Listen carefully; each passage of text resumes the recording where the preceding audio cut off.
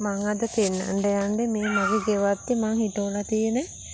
මේ කවුපි වගාව බණ්ඩක්ක වගාව මේ බලන්න දැන් මේවා මොනරු කන හින්දා මං දැම්මම මේවා කඩනවා ටිකක් දැල්ලෙන් මේ දවස්වල එළවලුත් ගණන් නිසා මේ මේ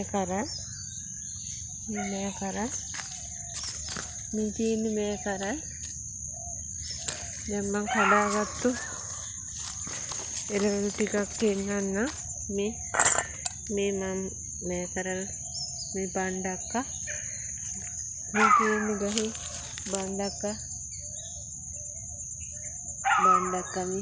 බණ්ඩක්ක මලුත් තියෙනවා කරලත් හැදිලා තියෙනවා කරල් 100ක්වත් ගේන්න බැරුව ගියා මම දැන් කඩා ගන්නවා හදිසියේ ගෙවත්තට ආවේ මේ වැඩට යන්න ඔන්න මෙන්න තියෙන වෙලාවේ ඉතාමත් කාර්ය බහුල වෙලාවක් ඒත් මේක අද කඩන්න බැරුව ගියොත් මේවා මේ මොනරු ඇවිල්ලා ඔක්කොම විනාශ කරලා වඳුරු රිලව් මොනරු ඒ සත්තුන්ගේ හිංසාව තියෙනවා හරියට ඉතින් මේ හදාගත්තු එළවලු ටික නාස්තියෙන් දරින්න බැරි නිසා කඩනවා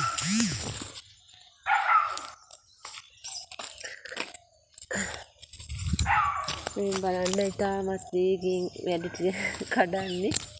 නාස්ති වෙන හින්දා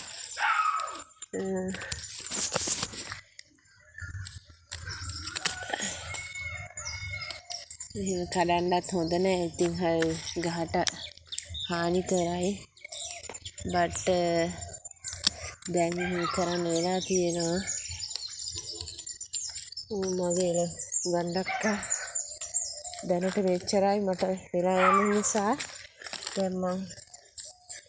මේක නවත්තන්න ඕන ඉතින් ඕගොල්ලෝ මේ කොරෝනා කාලේ